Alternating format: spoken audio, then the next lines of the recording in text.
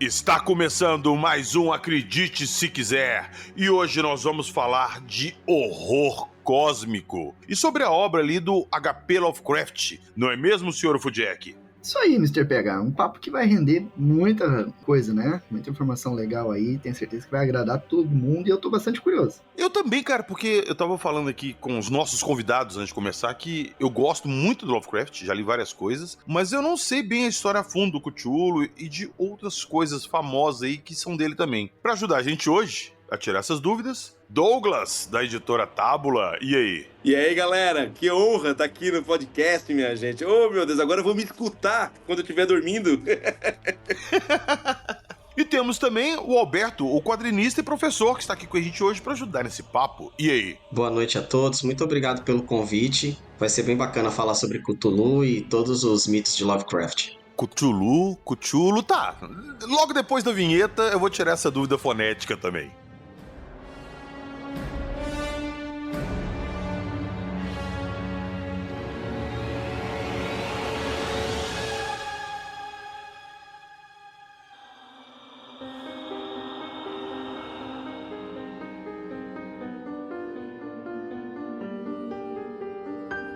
Horror cósmico, discernimento, Necronomicon, Cthulhu, Abdul Al-Zahed.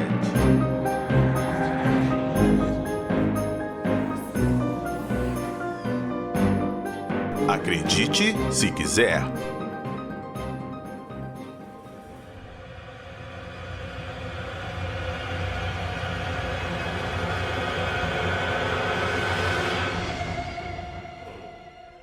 Galera, um recadinho rápido da editora Tábula antes de começar nosso episódio. Eles vão lançar um quadrinho com a história de um justiceiro da Zona Leste de São Paulo, o Francisco Vidal da Silva, mais conhecido como Chico Pé de Pato, que foi um dos mais famosos entre os assassinos de aluguel da história do Brasil. Tudo aconteceu ali nos últimos anos da ditadura e é uma história que envolve racismo, abuso policial e vingança. Essa HQ poderosa foi escrita pelo advogado e quadrinista Douglas Freitas e desenhada pelo professor Alberto Pessoa, que são os nossos convidados do episódio de hoje. Então, se vocês gostaram do papo nosso aqui hoje e se interessam pelo assunto, corram lá. Essa HQ vai estar disponível na Amazon e no Catarse. E eu vou deixar o link na descrição do episódio, beleza? Bora pro nosso episódio.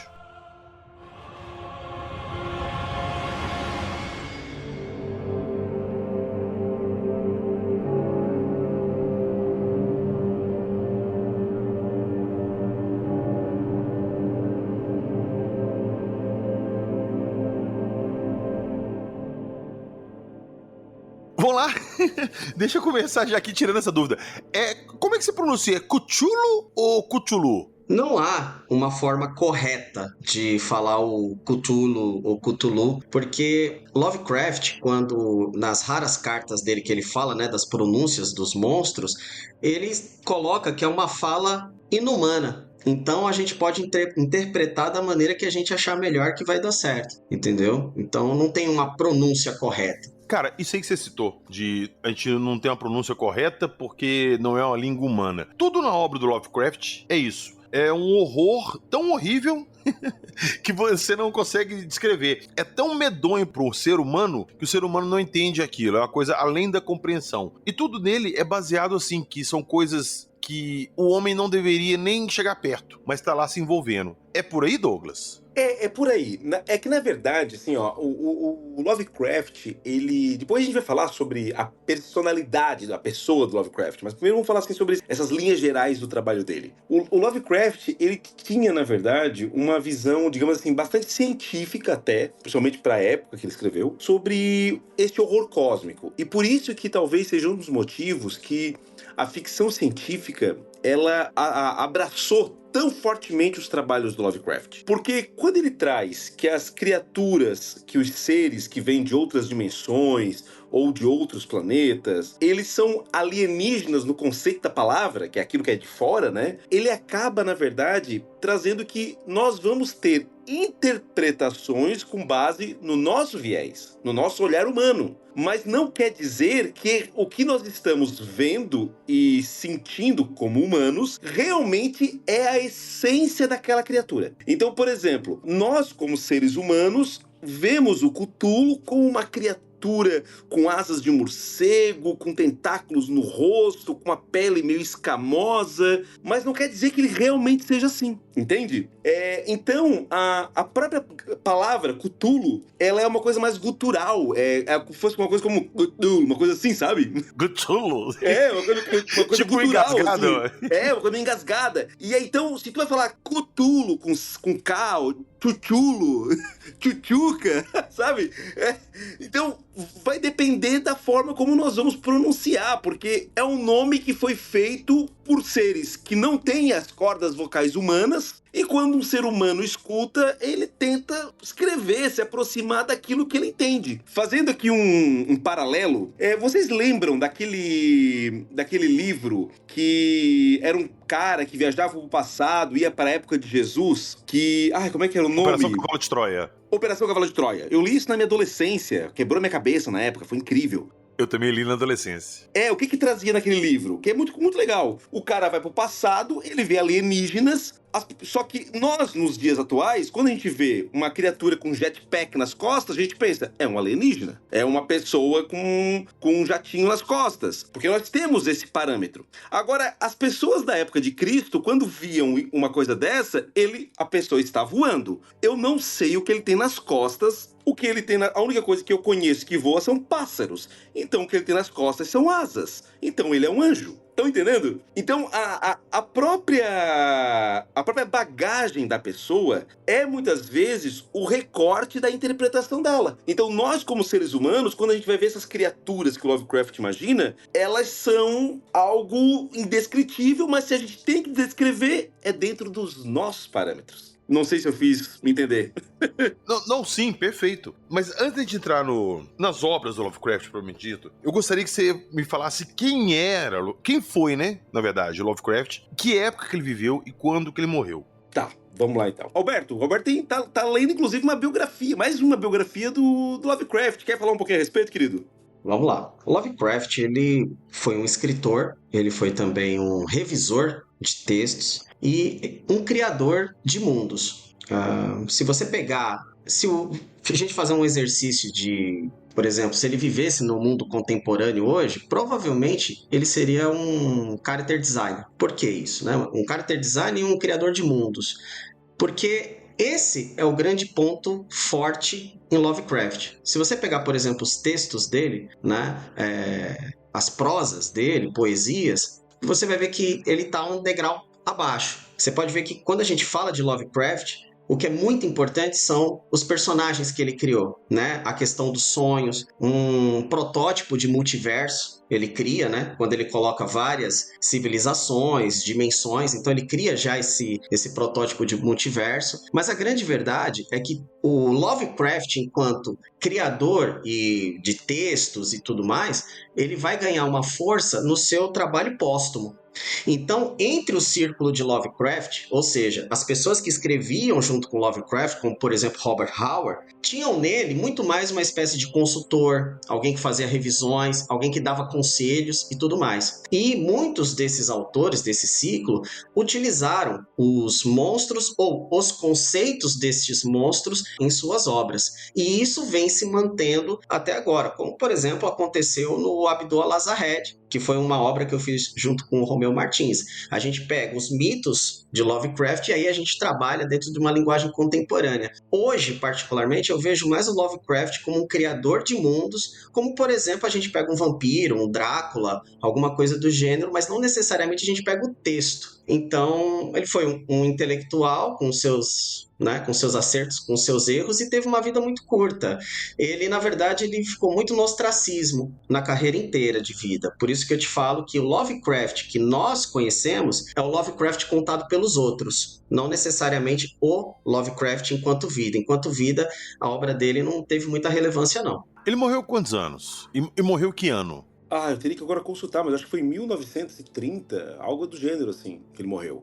A história dele, do Lovecraft, ela é uma história, assim, bem complicada, porque ele nasce, né, ele nasce e cresce na biblioteca do avô, né? Então ele é um cara, ele hoje seria um nerdão, né? Assim, aquele conceito bem aquele nerdão raiz mesmo, sabe? Assim, de ficar só lendo, só escrevendo, só pesquisando, com muito poucos relacionamentos, né? Embora ele até venha se casar. Mas, por exemplo, quando ele vai morar em Nova York por causa da esposa, é um dos momentos mais sofridos da vida dele, na concepção dele. Pelo fato de ele... Porque aí ele chega em Nova York, imagina, Nova York na virada do século era uma Nova York que tinha todo tipo de pessoa. Ele nasce e cresce em Providence, então é uma cidade que acaba sendo relativamente pequena em relação a Nova York, né, que é uma das maiores cidades do mundo. Ele vem de uma família aristocrata, então, para ele, o conceito de pessoas de vários pontos do mundo,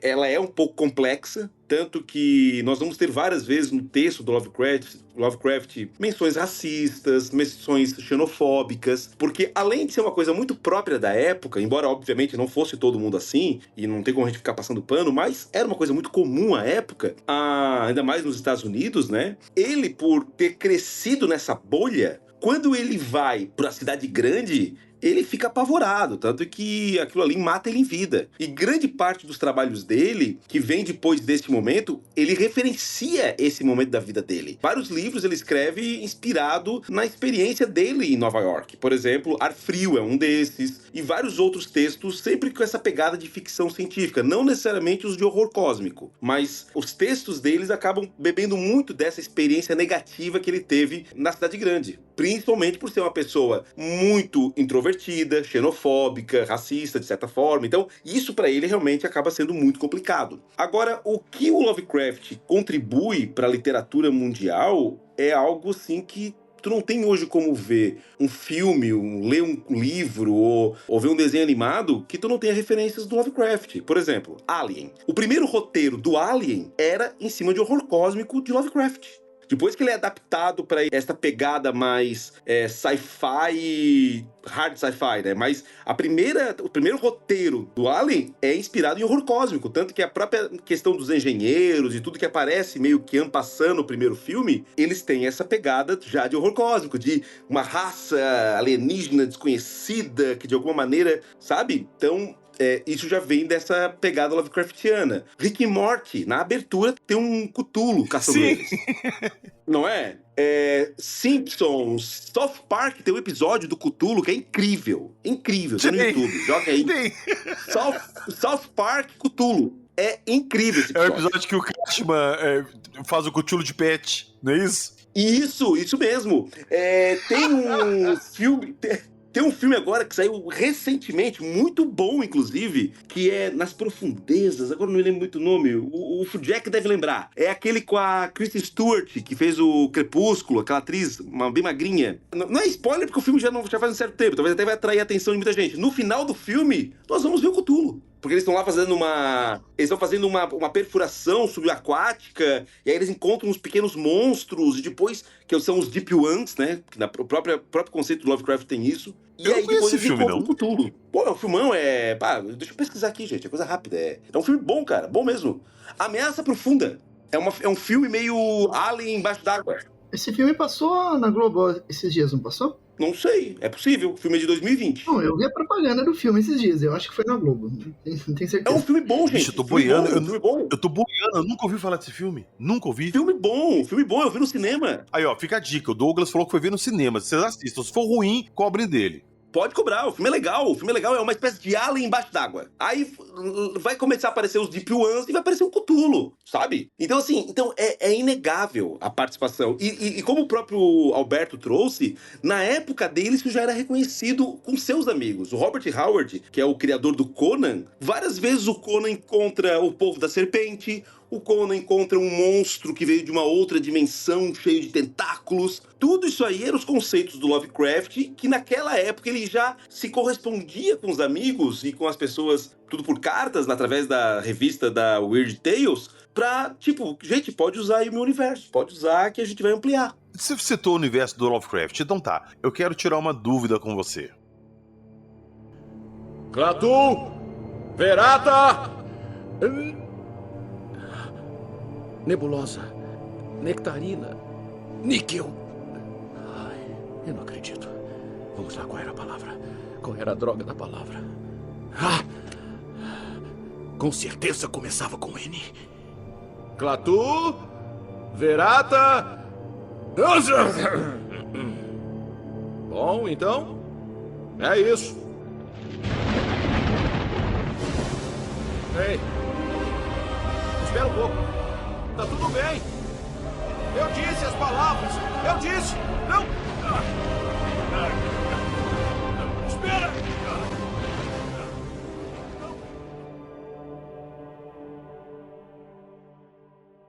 Ô Douglas, eu fiquei extremamente decepcionado um tempo atrás, que quando eu comecei com o podcast, que eu fui pesquisar a fundo, e eu queria já falar do Lovecraft, e inclusive eu montei uma pauta de livros malditos, e um dos livros, sempre você fala em livro maldito, livro obscuro, livro, sei lá, endemoniado, livro proibido. O primeiro livro que você pensa ali é o Necronomicon, o livro proibido dos mortos. Isso pra mim, cara, era um livro real, que alguém, sei lá, antigos escreveram, juntaram escrituras de culturas, de sacerdotes, de rituais, e criaram ali um livro que continha realmente palavras que podiam invocar os mortos. Eu sempre achei que esse livro fosse real. Mas não, ele é uma invenção do Lovecraft. Sim, ele o Alberto, ele fez um quadrinho sobre o criador do Necronomicon, mas o criador dentro do conceito do Lovecraft, porque o Lovecraft, isso que é a grande magia do Lovecraft. Ele nunca fez um texto, tipo, batendo martelo, o Necronomicon, ele foi criado assim, escrito tal, tem tantas páginas. Não, ele faz assim.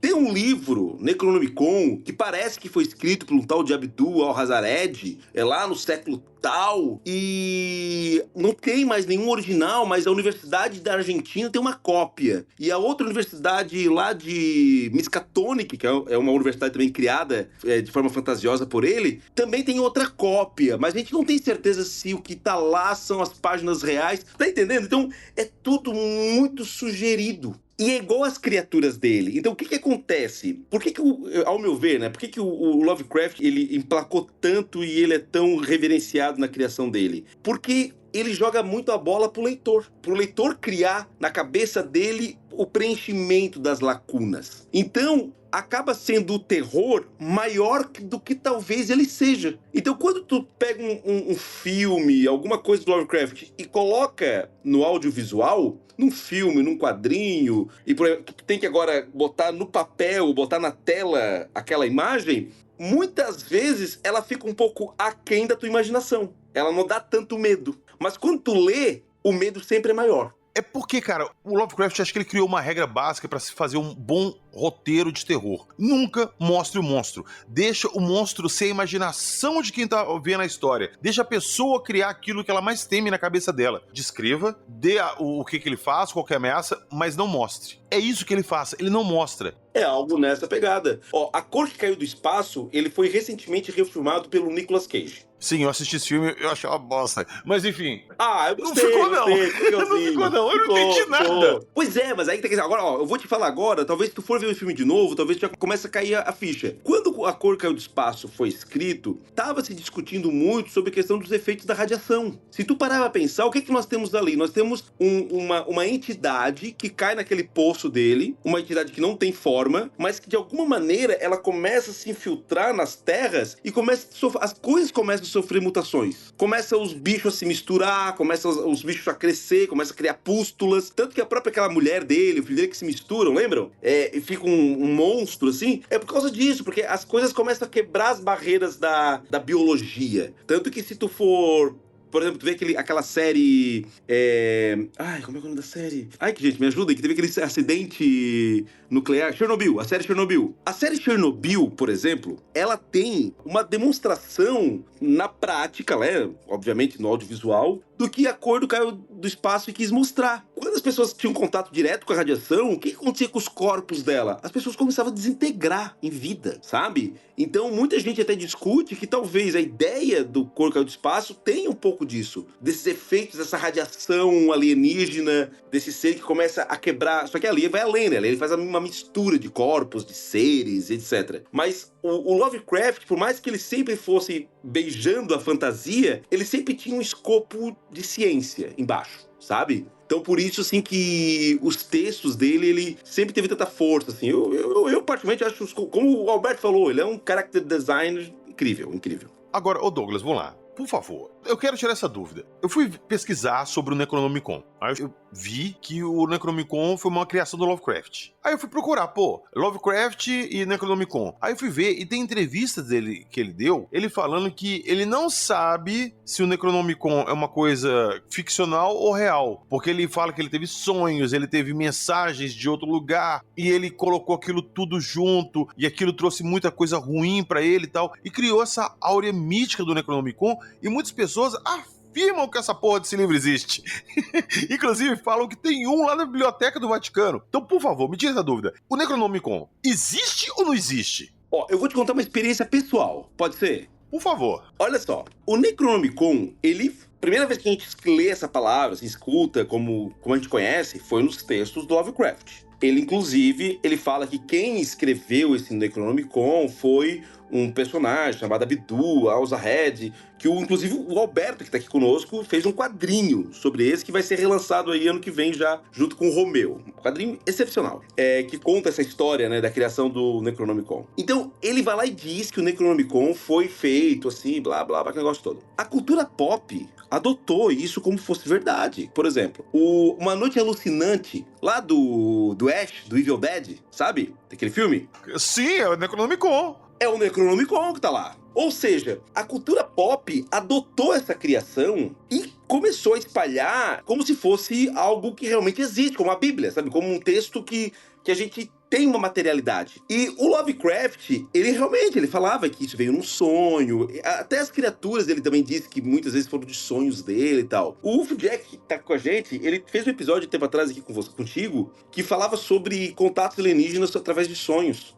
E algumas pessoas acreditam que o Lovecraft foi apenas um avatar dessas criaturas, ou seja, esses Cthulhu, essas coisas assim existem e o Lovecraft apenas botou no papel. O Necronomicon e etc. Muita gente acredita nisso.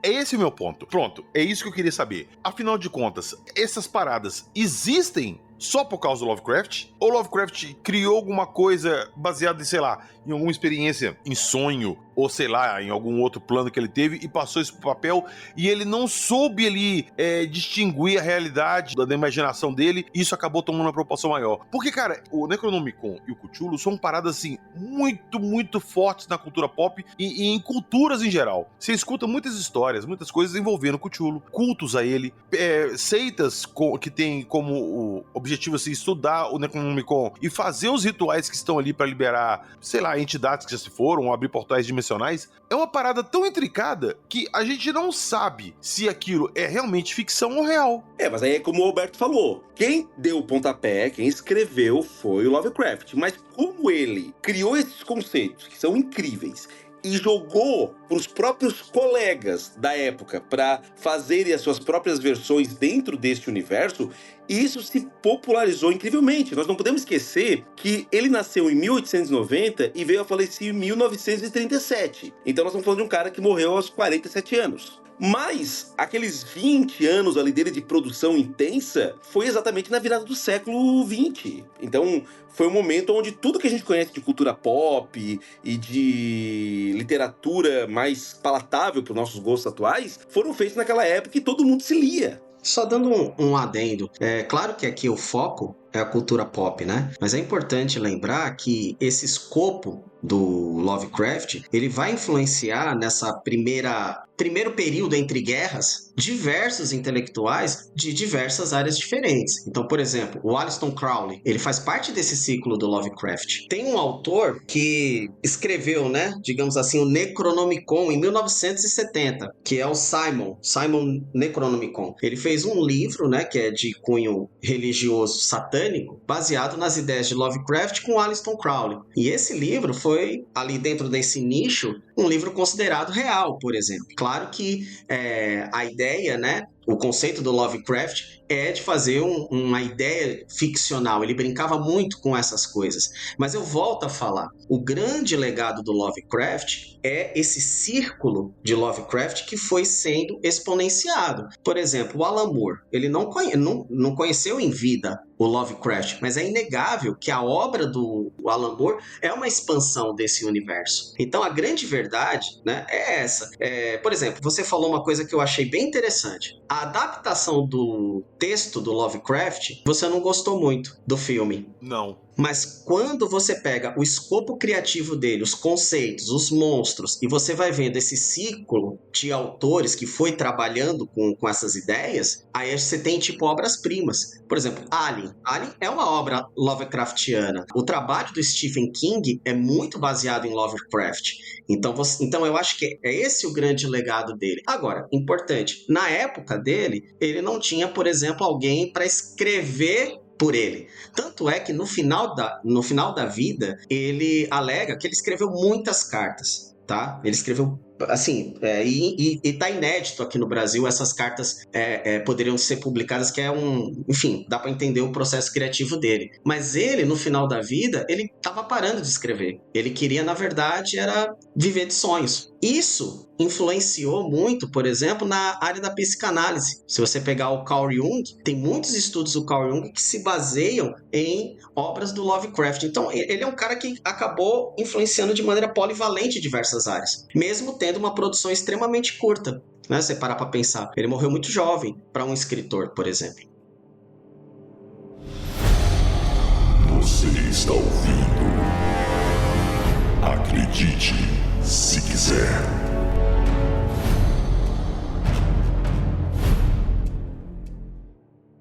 Eu vou aproveitar que vocês estão falando de obras-primas e de referências à obra do Lovecraft, e eu não posso deixar de citar aqui um jogo que pra mim é o melhor jogo que eu joguei na minha vida. E ele tem essa temática de era vitoriana com Lovecraft, com esse horror cósmico, que é o Bloodborne. Eu já falei dele aqui, e meu amigo, é um jogo que te deixa com medo. E de acordo com as obras do Lovecraft, o jogo também é assim. Você às vezes se depara com criaturas ali que você não consegue identificar o que é. São criaturas assim tão bizarras, tão diferentes do que o ser humano está acostumado, que é uma coisa assim fora da realidade. No jogo tem uma parada que chama discernimento. São pontos de, vamos dizer assim, de conhecimento que você ganha cada vez que você mata um chefe ou você avança no jogo. Quanto mais pontos de conhecimento você tem, que são os insights, que o jogo chama, você começa a ver coisas que antes você não via. Só que se você for juntando muito desses pontos, você começa a ver coisas demais e, cara, literalmente o seu cérebro explode e você morre. Porque o ser humano não consegue suportar aquilo que ele tá vendo. É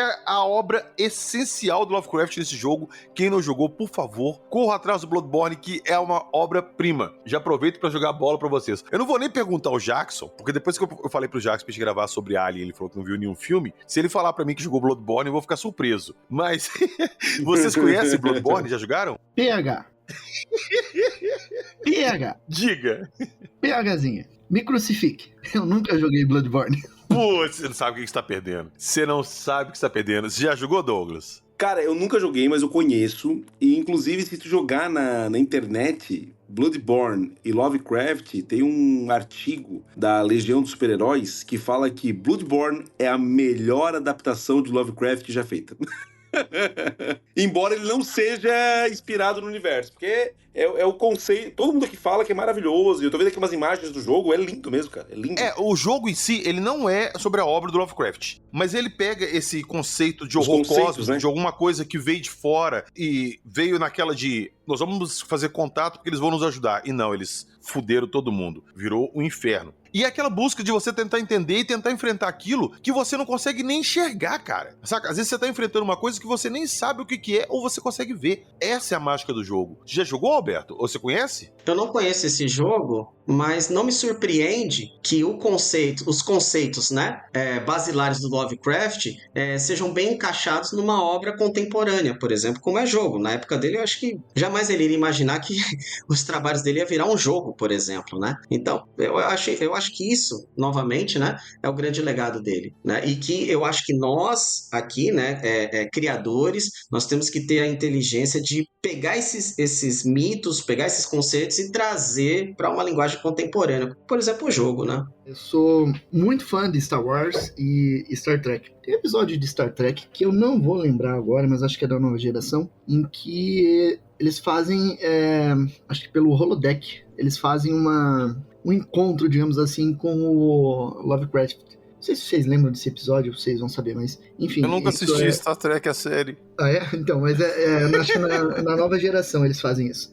Eu não lembro se é no holodeck ou se é uma viagem no tempo, mas eu sei que aparece a figura do Lovecraft no episódio. E no Star Wars, eles usaram a mesma ideia. Lá no Império Contra-Ataca, na versão antiga, quando o Luke estava lá no planeta gelado lá de Hoth, e que veio o monstro do gelo e atacou ele. Repare que nas versões antigas o monstro não aparecia. Só apareciam pesadelos, justamente para gerar esse efeito que o Lovecraft usava, né? De deixar a imaginação da pessoa criar aquele terror, né? E eu lembro que eu vi uma entrevista do George Lucas falando sobre isso uma vez. Falando em cinema, na esteira aí do Jack, os filmes realmente que adaptaram coisas do Lovecraft, tem um filme chamado Necronomicon, tem alguns filmes de televisão, assim, que juntaram alguns dos contos, como Ar Frio e tal, mas as não adaptações de Lovecraft são as melhores até hoje. Por exemplo, tem um filme do Sam Neill que é A Beira da Loucura. É um filme de terror de 94. Gente, aquele filme, ele é puro suco de Lovecraft, mas não tem o que tirar nem pôr. E falando em Sam Neill, tem um outro filme dele que também é muito Lovecraft, que é o Enigma do Horizonte. Sim, esse filme é maravilhoso. É da nave uma nave some dentro de um buraco negro e vai uma missão lá pra tentar saber o que aconteceu com eles. E ela volta possuída, né? Cara, esse filme é muito bom. Esse filme é muito bom. Esse filme é uma adaptação em uma nave do A Cor Caiu do Espaço. Sabe, assim, é puro Lovecraft. E outra coisa que nós temos também que é puro Lovecraft é a Enigma do Outro Mundo, do Carter. Sim, aquilo é total. Aquela e ali é literalmente, você amorfa. não vê a criatura. Exato. Ela não tem forma. Ela não tem uma cara definida. E digo mais, e tu sabe por que ele é extremamente inspirado no Lovecraft? Porque ele é quase que uma continuação espiritual nas Montanhas da Loucura. Porque ele se passa, inclusive, no mesmo lugar. Onde nas Montanhas da Loucura é essa premissa. Isso. É a mesma premissa. Grupo de cientistas vai, descobre lá uma criatura congelada e dá merda depois dali. Eu vou para uma outra linguagem que são os quadrinhos. Né? Se vocês pegarem, por exemplo, Watchmen, aquela transfiguração, né, do monstro vindo para nossa dimensão, ela é um legado Lovecraftiano. Você pega a maioria das obras do Alan Moore, ele fez uma obra, né, chamada Neonomicon, que é uma adaptação do livro, dos mitos de Lovecraft, inclusive até ele usa o personagem, o próprio Lovecraft dentro dessa história, né? Então você vê um artista, um autor, né, dessa envergadura, ele traz o Lovecraft dentro do seu círculo de conversas, né? Jamais existiria a heavy metal ou a metal horror sem a influência do horror cósmico, por exemplo. Praticamente todo quadrinho europeu, ele vai se desenvolver a partir desse conceito. Se você pegar, por exemplo, esse conceito de metaverso, de multiverso, né, que são de dimensões diferentes, né, de características, de raças, de civilizações, é muito calcado no conceito básico do Lovecraft, né? Não é usado de maneira inteira, né? Ele é exponenciado. Se você pegar o Hellboy, por exemplo, do Mike Mignola, é uma obra Lovecraftiana. Isso são palavras dele, por exemplo. Então daí você vê o quanto o quadrinho é influenciado por esse autor. E eu acho que é uma obra que funciona muito bem no quadrinho ali, porque o quadrinho você pode sugestionar muita coisa também sem mostrar e deixar... Porque no filme ali, no cinema, é aquela parada assim, chega uma hora que você é obrigado a mostrar. O público espera isso. São poucos os diretores que têm coragem de fazer uma parada que não mostra mesmo, não vai mostrar. Porque se não mostra, no final, pô, a gente nem sabe o que tava atacando. Então fica uma coisa assim, que a galera não consegue aceitar. Eu acho que no quadrinho isso funciona porque deixa melhor explícito essas ideias. Você consegue ter como é que eu posso dizer? É mais intimista com o leitor do que um filme, entendeu? É mais pessoal. Então eu acho que funciona melhor. Eu gosto muito das obras do Lovecraft no cinema, mas algumas deixo de desejar justamente por isso, porque foge do principal dele, que é nunca mostrar muita coisa. Queria fazer um gancho, antes que eu me esqueça de novo. Lembra que eu falei lá alguns blocos atrás sobre a questão de uma experiência minha com o Necronomicon? Sim. Pois é. Lá vem. Há um tempo atrás, eu editei um livro que foi publicado pela editora Script, que era o Necronomicon. Na época, qual foi o conceito? O conceito foi... Já que o Lovecraft criou o Necronomicon e ele teria dito que o Necronomicon tinha 2 cópias, uma na Universidade da Argentina e uma na Universidade de Miskatonic, que era a universidade que ele criou, né? Lá em Arkham. Falando em Arkham, lá, sabe o asilo Arkham do Batman? O Arkham é inspirado no Lovecraft. O nome Arkham. Olha isso, tá vendo? O próprio Senhor Frio do Batman é inspirado no conto Ar Frio do Lovecraft, sabe? Essas coisas estão muito interligadas. Cara, é impressionante o número de coisas que ele influenciou, né? De obras que ele influenciou. Muito. E olha só, o Batman, o Arkham, tudo isso aí foi criado na década de 40. O Lovecraft morreu em 37. Ou seja, ele já tinha muita fama naquela época. Então, assim, quando eu editei este livro, eu parti da seguinte premissa, que nós tínhamos feito um convênio com a Universidade de Miskatonic e nós traduzimos para o português o livro. E tanto que o livro tem lá a logomarca de Miskatonic, é como se fosse realmente um livro da Universidade de Miskatonic em português. Peraí, calma. Esse livro tem na tábula? Não, cara, não. Esse aí foi um livro que eu editei na época que eu tava na Script, isso em 2021, acho. Putz, eu quero um desse. Cara, eu acho que eu devo ter uns 2 ou 3 exemplares. Eu te mando, eu prometo. Delícia! Eu mando pra tipo Jack. Esse livro, na época que eu editei, eu convidei, né, vários artistas pra fazerem contos, né, fazerem imagens, né, páginas, como se estivessem fazendo páginas do Necronomicon. Então eles tiveram total liberdade criativa, entende? Pra fazer o que bem entendiam. Quando eu comecei a receber os arquivos, gente, assim, ó, pra quem é cético, vai dizer, óbvio, todo mundo já ouviu falar um pouco, mais ou menos as pessoas têm o mesmo imaginário. O próprio Carl Gustav Jung, que já foi citado aqui hoje, tinha essa questão do inconsciente coletivo, aquele negócio todo. Já o mais believer vai dizer, cara, isso aí foi uma porta que abriram e que deixou coisas entrar. Porque, gente, assim, ó, é como se o livro ele fosse editado com uma linha mestra. Os trabalhos vieram praticamente interligados, vocês não têm ideia. Assim, teve mais de 30 autores envolvidos. E os trabalhos se encaixaram perfeitamente um no outro. Desde textos... Gente, assim, ó, um negócio incrível. É por isso que eu falo que, às vezes, a linha que separa a ficção da realidade, nesse caso do Lovecraft, é muito tênue. Porque mistura muito, cara. Às vezes, pessoas juram que tiveram contato com esse livro, juram que tiveram alguma experiência com criaturas ali do mundo do Cthulhu e tal, mas se trata, na verdade, de uma obra de ficção, ou não? Depende de onde você vai estar perguntando. Então, por exemplo, existem algumas micro-religiões que se baseiam inteiramente na literatura de Lovecraft. Eles vão achar que tudo é real. E aí é aquilo. Vai ter outros... Na verdade, vão colocar o Lovecraft como um visionário, né? E aí, a partir desses mitos e tudo mais, eles vão fazendo as suas micro-religiões, né? A gente chama de micro, não é porque ela é menor do que uma ou outra, mas porque ela é religião realmente de nicho, sociedades secretas e tudo mais. Eu posso falar alguma coisa que para algumas pessoas vai ser algo meio blasfêmico? Eu tô liberado? Por favor, fica à vontade. Por favor, tá bom. Gente, assim, ó, por favor, não me entendam mal. Pra deixar bem claro, pra dar uma carteirada. Eu cresci em família religiosa, evangélica. Eu vou na igreja até hoje. Eu sou um grande estudioso da Bíblia. Eu gosto de ler Bíblia. Quando eu começo com esses disclaimers assim, dando uma maciada, lá vem pedrada. Eu tô só esperando, vai lá. Agora vem aquela palavra que anula todo o resto. Mas...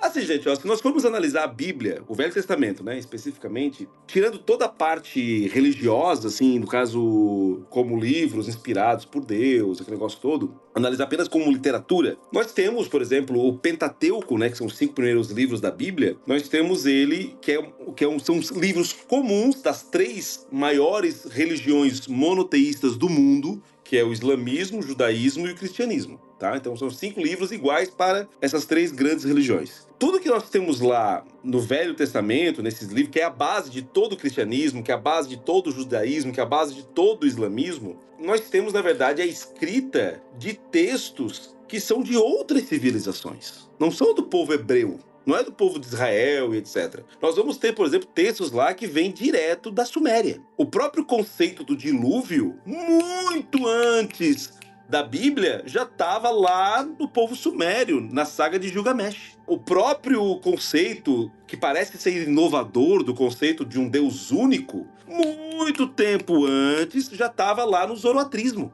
Então, aonde eu quero chegar? Aqueles que olham pelo olhar religioso, o olhar crente, no sentido de crer, para essas pessoas, por mais que tivesse em outras civilizações, quando a Bíblia foi escrita, esse resgate não foi uma cópia cultural, e sim uma providência divina de colocar no caminho certo uma religião, uma crença que deveria prosperar. E aí nós trazemos até Jesus e o cristianismo e trazemos até os dias de hoje no Ocidente, entende? Ou seja, para a pessoa que é crente, ele vai dizer, ó, tudo que aconteceu na história para chegar nos dias de hoje, tipo o Ocidente ser basicamente cristão, é tudo plano de Deus. Para uma pessoa mais cética, ela vai dizer, olha, isso só aconteceu porque em certos momentos da história houve certas vitórias de guerra e por isso que hoje nós somos cristãos, porque senão nós seríamos talvez islâmicos, talvez fôssemos budistas. Estão entendendo onde eu quero chegar? Então, a mesma coisa do Lovecraft.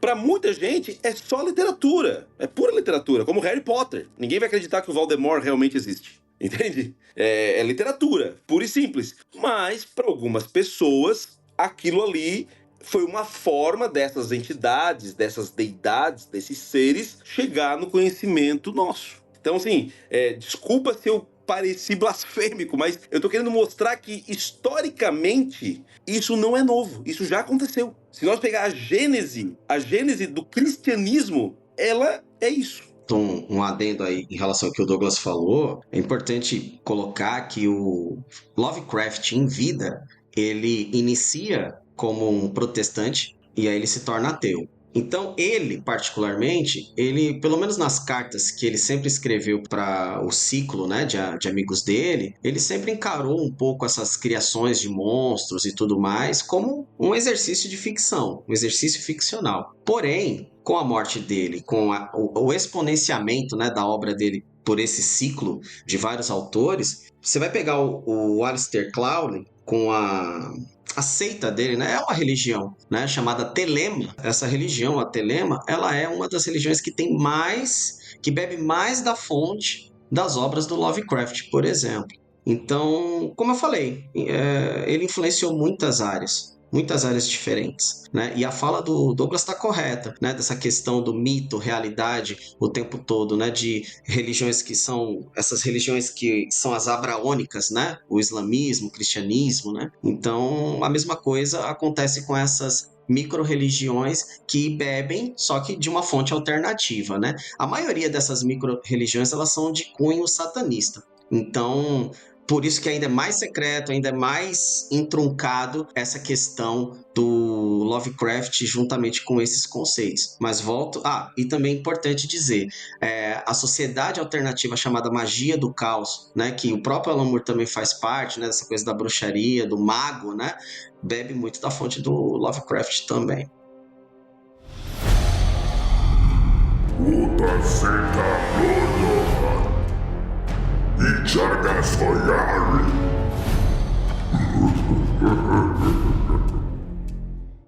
Ô Jackson, essa pergunta aqui era muito boa pra você, mas eu tenho certeza que você vai cair na mesma questão que eu. Mas vamos lá, deixa eu fazer a pergunta aqui. Se você soubesse, já puxa, senão o Douglas pega aí. Tá. Mas essa aqui é da nossa área, hein, Jackson? Ô, galera, olha só. Eu queria puxar uma paradinha interessante aqui. Tá, a gente sempre viaja aqui. Às vezes eu tô gravando com o Jackson aqui e eu começo a soltar umas teorias muito, assim, viajada. E o pessoal fala, pô, o PH viaja demais. Mas vamos lá. Eu já falei que eu tenho, assim, uma... Como é que eu posso dizer? Eu não sei explicar. Eu sinto, assim, que nessa história toda do Lovecraft tem algo mais por trás. Vamos supor, vamos aqui viajar, que o Lovecraft em algum momento ali, ele conseguiu, a gente vê vários casos ufológicos, né, Jackson, hoje em dia, de pessoas tendo contato com portais, com a chamada fauna oculta, uma outra dimensão que criaturas bizarras passam pro lado de cá e voltam pro lado de lá, pessoas tendo contato com extraterrestres. Será que em algum momento ali, o Lovecraft não teve algum tipo de contato assim com essa fauna oculta, com uma raça alienígena, alguma coisa, e ele interpretou isso como sonho? Ou de repente isso ficou no subconsciente dele e serviu de inspiração para as histórias dele? Por que eu tô falando isso? Porque você pega as histórias dele ali, as histórias dele têm muitos detalhes, muitas coisas que você vê em vários casos ufológicos. Muitos! E não são poucos, cara. saca? Então, às vezes fica difícil, sim, você tratar a obra do Lovecraft apenas como ficção, quando você vê tanta coisa ali que a gente escuta em outros relatos, e ele escreveu isso muito antes desses relatos virem a público. Qual que é a opinião de você sobre isso? Ou eu tô viajando demais? Cara, olha, não, do ponto de vista ufológico tem várias possibilidades, né? Do ponto de vista ufológico e espiritual também tem outras possibilidades, sim. né? Então, putz, a gente vai até amanhã, se for comentar tudo. Porque, cara, eu acho que... sabe quando a pessoa, assim, dá muito detalhe de uma parada pra ser... Tá, beleza, o Tolkien fez a mesma coisa ali com seus anéis, criou línguas, criou raças, criou um universo fantástico que a gente podia jurar que ele esteve lá, de tão detalhado que é. Mas o Lovecraft, cara, ele tem uns detalhes, umas coisas assim, que me chamam muito a atenção. Muito. Eu, sinceramente, podem me chamar de doido, podem falar assim, você tá levando essa série demais, mas eu não consigo tratar a obra dele inteira como ficção. Não consigo. Eu tenho uma percepção nisso tudo, que eu tô indo muito próximo do PH. Vamos pensar assim, o mundo que a gente conhece e o mundo que a gente não conhece. Se nós pegássemos uma máquina do tempo e jogássemos alguns séculos atrás, dependendo da região, o mesmo trovão, né, ele seria interpretado como o Tupã, aqui nos povos originários no Brasil. Nós teríamos o Thor, lá na Escandinávia, no extremo norte europeu. Nós estaríamos, que fosse Zeus, ali na região da Itália e do Mediterrâneo. Nós teríamos aqui no México, seria lá o... Como é que é? O Talocan, ou Tlacan, uma coisa assim, um nome assim, acho que é Talocan. Ou seja, nós temos várias interpretações sobre aquele efeito claramente natural que é um relâmpago. Se passou muitos séculos para nós entender o que era o relâmpago. E aí a gente entende hoje que é uma questão de carga e descarga negativa e positiva, tudo aquilo ali, de nuvens carregadas e etc. Muitas explicações religiosas, elas são uma forma de nós explicarmos algo que a gente não consegue compreender hoje. Mas que talvez daqui a alguns séculos vai ser algo rotineiro, que vai ser ensinado na escola, num primário, para crianças de 6 anos. Exato. A gente explica as coisas hoje limitado no conhecimento que a gente tem atual. Exatamente. Então, assim, uma coisa é inegável. Milhares de pessoas no mundo afora estão experienciando coisas que nós não temos explicação. Pode ser mentira de algumas delas? Pode. Pode ser exagero ou problemas psicológicos de outras? Pode. Mas reduzir a todas as pessoas que tiveram essas experiências a essas duas únicas causas é limitar toda uma experiência mundial de milhões e milhões de pessoas que experienciaram alguma coisa sobrenatural. No futuro, talvez a gente vai conseguir explicar isso pro primário. Uma coisa simples. Sim. Que, olha, tipo assim, gente, sabe a dimensão beta? Antigamente as pessoas acreditavam que eram alienígenas. Sabe? Uma coisa assim. Eles vão explicar no futuro alguma coisa assim. Pra mim, o Lovecraft, o Crowley, essas pessoas, assim, Rasputin, eles tiveram contato com alguma coisa a mais ali, sacou? O nome dessas pessoas, o mito em torno dessas pessoas é muito grande. Isso pode ter ajudado a construir essa aura mística que eles têm, que eles tinham realmente contato com alguma coisa. Mas o meu ponto é que eles têm uma parada assim tão complexa, tão cheia de detalhes, com tanta coisa, e eles seguiam aquilo tão a fundo que eu começo a suspeitar que, de repente, eles tiveram algum tipo de contato ou algum tipo de experiência ali que eles não souberam explicar. E naquela época, se hoje em dia é difícil você chegar e pôr isso a público, imagina aquela época. Então a forma que eles encontraram foi escrever livros, histórias, que aquilo que eles viveram poderia ser uma história. Eu sei que eu viajo demais nisso, pode ser viagem muito grande minha. Não, acho que não. Mas, de novo, eu acho que eles tiveram algum tipo de experiência nesse sentido. O Jack tem uma família, acho que é espírita, né, Jack? Eu sou médium de Umbanda, né? Minha família não, minha família é católica, mas eu sou da Umbanda. Eu me lembro no episódio que tu falasse isso. Tipo assim, o que eu vou falar agora, se eu cometer algum erro, por favor, me corrija. Uhum. Mas uma vez eu vi uma explicação muito interessante sobre a questão da mediunidade. Que a mediunidade, ela é como se fosse um rádio. Uhum. Tu não consegue ver a onda do rádio. Tu não consegue tocar na onda do rádio. Mas se tu sintonizar, cara, tu vai escutar Beethoven. Uhum. Sabe? Tu vai escutar uma música maravilhosa. Então, quer dizer, como é que a gente faz pra sintonizar? Algumas pessoas sintonizam com ruídos, com chiaço. Outras pessoas sintonizam perfeitamente a ponto de incorporar o negócio. E outras pessoas simplesmente não têm o rádio, ok? Então, não vão ver e ouvir nada a vida inteira. Perfeito. Sabe? Então eu penso assim que funcionam essas explicações, entende? Então, qual é a explicação correta? É Deus? É alienígena? É seres de outras dimensões? É Cthulhu? A gente não sabe. Talvez no futuro a gente venha saber. Mas alguma coisa tá lá fora. Isso é fato. Você está ouvindo Acredite Se Quiser.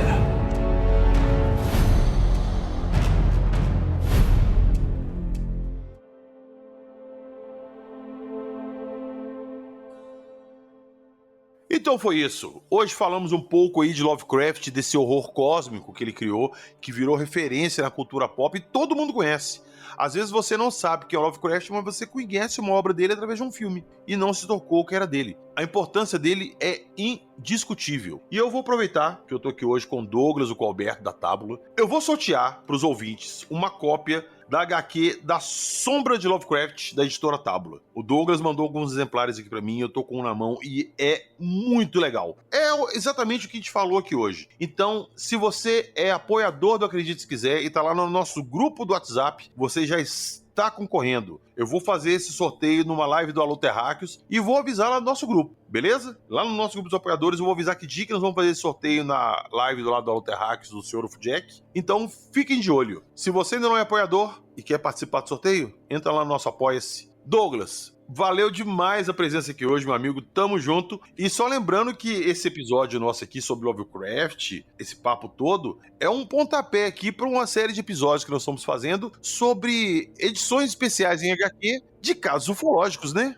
Sim, essa parceria tá muito legal aí com a editora Tábula, né? Então eu sou um dos editores e quero agradecer imensamente todo mundo aí do podcast, PH, o Jack. E realmente agora a partir do dia 10 de outubro, né, até meados de novembro de 2024, dependendo de quando você estiver escutando, vai estar no Catarse, tanto o quadrinho com o selo do Acredite Se Quiser, como o livro de relatos. Ambos vão estar no Catarse e também na Amazon. Aí depois da pré-venda, né, porque o lançamento de ambos vai ser no finalzinho de novembro, por conta da Comic Con Experience, né, a CCXP 2024, aí vai continuar apenas na Amazon, né? Então, dependendo de quando você estiver escutando esse podcast, talvez você só vá localizar na Amazon esses dois materiais com o selo do podcast, mas ano que vem vai ter muito mais. Acredite se quiser.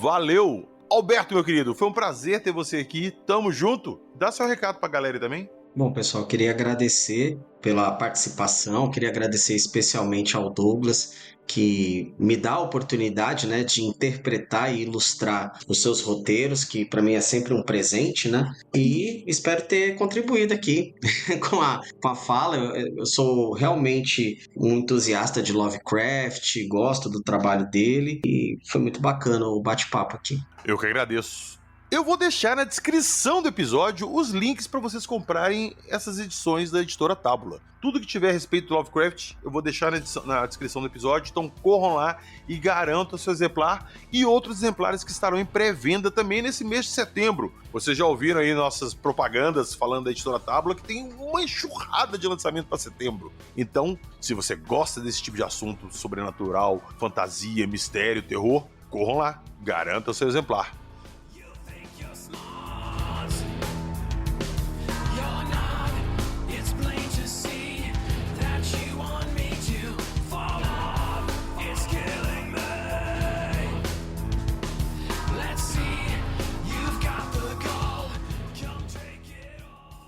E lá na descrição do episódio também tem o link do nosso Apoia-se ou do nosso Patreon. Entrem lá, dê uma força para manter o projeto no ar e uma vantagem para quem entrar no Patreon. Os episódios inéditos? Sim, nós temos episódios inéditos para os nossos apoiadores. Poderão ser escutados no Spotify. Então você loga a sua conta do Patreon lá no Spotify e escuta os episódios inéditos por lá. E uma novidade muito legal é que agora a nossa loja, skinwalker.com.br, está lá no Reserva Inc. Então procurem Skinwalker lá na Reserva Inc. Eu vou deixar o link na descrição do episódio também. E nós temos muitas camisas. Vocês clicam lá, fazem a compra rapidinho e estão recebendo. Então fiquem de olho nas nossas redes sociais que nós vamos estar divulgando isso. Inclusive lá no nosso Instagram. Dê um pulinho lá para ver imagens sobre o episódio que nós falamos aqui e acessar nosso link de compras da Amazon também. Vai fazer uma compra na Amazon? Entra pelo nosso link, dá uma moral pra gente lá, beleza? Valeu! Nos vemos na próxima semana com mais histórias fantásticas e incríveis. E não se esqueçam que esses casos que nós vamos falar nas próximas semanas vão virar HQs ufológicas.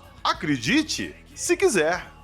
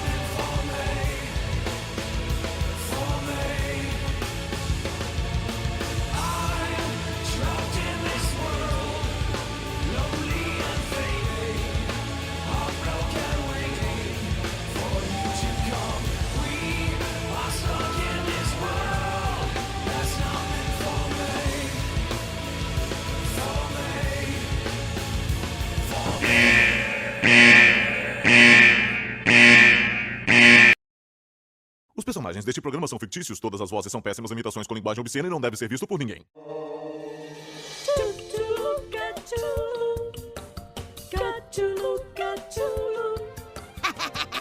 Odioso e mau Cthulhu é de outra dimensão, voando da loucura pro seu coração. Vão se fuder! Tudo é pesadelo. Chupe minhas bolas! Destrói tudo que vê. A aventura vai começar pra mim.